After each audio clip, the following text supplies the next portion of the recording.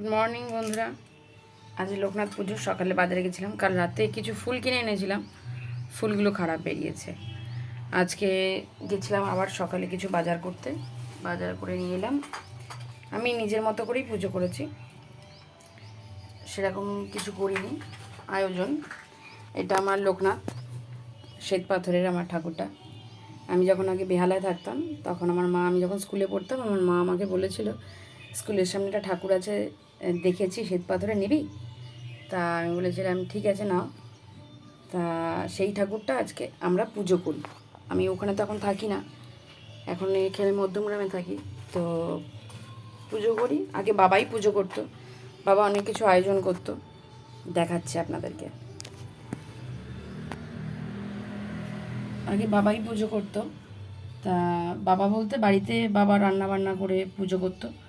তো এখন তো আর সেরকম হয় না, আর আমরা সবাই যে যার এখন আলাদাই থাকি।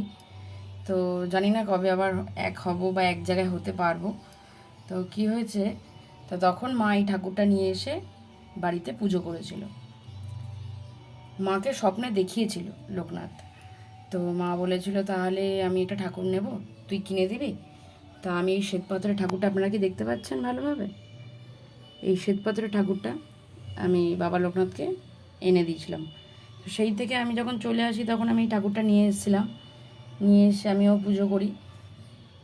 তাই আজ ছোট করে পুজো করেছি নিজের মতো করে।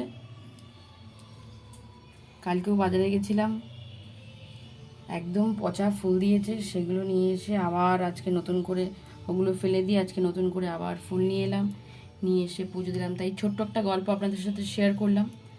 আমি আমার মতন করে পুজো করেছি। আপনাদের ভালো লাগলে আপনারা আমার চ্যানেলটা সাবস্ক্রাইব করবেন নিত্য নতুন ভিডিও পেতে এরকম, আর একটা লাইক অবশ্যই বাবা লোকনাথের নাম করে দেবেন। ঠাকুর সবার মঙ্গল করুক, এটাই কামনা করি। সবাই সুস্থ থাকুক।